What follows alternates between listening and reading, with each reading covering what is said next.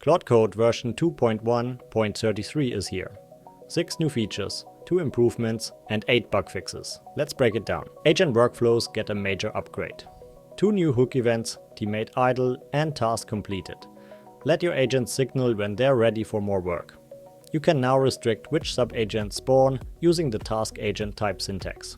And agents now support persistent memory, scope to user, project or local. VS Code users, this one's for you.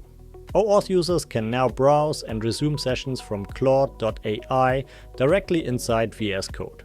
The session picker also got smarter, showing Git branch info, message counts and search by branch name.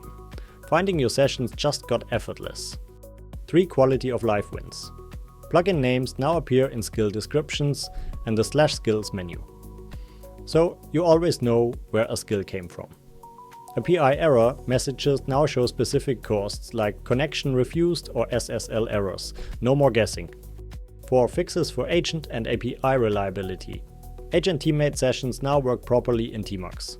Those incorrect, not available on your plan. Warnings for agent teams, gone.